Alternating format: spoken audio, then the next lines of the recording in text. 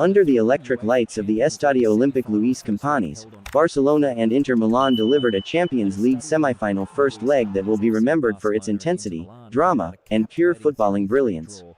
The 3-3 draw in the Catalan capital set the tone for what Hansi Flick has called a final in the semi-finals, with everything still to play for in next week's second leg at San Siro. For FC Barcelona, this was more than just a scoreline. It was a statement, a declaration of intent from a team that refuses to abandon its identity, no matter the stakes or the opponent. A comeback fueled by spirit, guided by youth, and held together by a philosophy that Flick continues to imprint with passion and precision. A game of two halves, a tale of two teams. Barcelona started the match in nightmarish fashion. Within 20 minutes, Inter had capitalized on defensive lapses and surged to a 2-goal lead. The home crowd, stunned into silence, watched nervously as their side teetered on the edge of collapse. "We started poorly, conceding 2 goals, and another from a set piece," Flick admitted post-match. "We'll have to defend better next Tuesday. But this team, under Flick, is built differently." Instead of crumbling, they regrouped. Lamine Yamal, the teenage sensation, lit the spark. Twisting past defenders with poise beyond his years, he found the net with a composed finish to drag Barcelona back into the tie. Lamine was very important for us in the first half. He created a lot and scored the first goal. He was the key to the comeback, Flick said, beaming with pride. Barcelona drew level before halftime, and although Inter found the net once more from a set piece, the Catalans were not done. A third goal brought the crowd to its feet and sealed a draw that felt, in many ways, like a win. Flick's football, a philosophy reborn. "We were in the same situation against Atletico in the Copa, I don't know if you remember. That's football," Flick said, referencing another thrilling comeback. "It's not just the results that matter to him, it's how they are achieved. And Barcelona achieved this result in style. I really appreciate what we did today. We played an excellent match, and of course, the goals we conceded were not nice to see. We need to talk about them, analyze them, but our way of playing, our style, our manner of play, it was fantastic." Flick's admiration for his players was heartfelt. From the youngest starters to the experienced leaders, this was a performance that embodied unity, courage, and flair. Everyone could see the team's performance.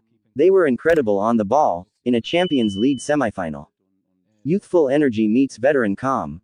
Lamine Yamal may have been the standout, but he wasn't alone. Fermi Lopez buzzed with energy. Pedri and Gavi, mature beyond their years, controlled tempo with a blend of elegance and grit. Even in the absence of key players like Balda and Lewandowski, who Flick hinted could return for the second leg, Barca remained true to its principles. Balda and Lewandowski could return for the second leg, maybe even earlier, but we'll have to wait and see, said Flick. And then there was Koundé, whose injury late in the game was a sobering reminder of the toll these high-stakes encounters take. Flick lamented the frequency of fixtures. "When you play every 3 days, it's not easy." And that was evident with Koundé's injury. Inter's challenge and the road ahead. Inter is a team that defends very well and doesn't give up on attacking either. "We are the 4 best teams in the world," Flick noted, recognizing the difficulty of the task at hand. Inter's resilience, tactical discipline, and threat on the counter remain major concerns heading into the return leg. But Flick isn't wavering. If anything, he is emboldened. "For us, it's important to stay true to our style of play, and I hope we reach the final. The second leg in Milan won't just be a football match. It will be a battle of philosophies, of character, of history. San Siro will roar with passion, and Inter will throw everything at Barcelona. But the Blaugrana will arrive with something just as powerful, belief. Style over everything. I have nothing to reproach the players for. Let them rest. I truly appreciate the way we played while maintaining our style," Flick said. In an era where pragmatism often trumps flair, Barcelona continues to chase glory on its own terms. "We'll talk about it tomorrow in training, but I appreciate their style, their way of playing, their constant drive towards goal. This isn't just about reaching the final. It's about doing so the Barcelona way. With elegance, boldness, and an unrelenting desire to dominate possession, territory, and narrative. The stakes couldn't be higher." Everything Flick said points to one truth. Next week in Milan is more than a game. Next week we're playing a final in the semifinals. The second leg will be definitive. One team will book a place in the Champions League final. The other will be left to reflect on what might have been. But regardless of outcome, Barcelona has already reasserted itself on the European stage. A draw that felt like a victory. A match that tested every fiber of the team's identity. A coach who refused to compromise on style. And a fanbase now daring to dream once more.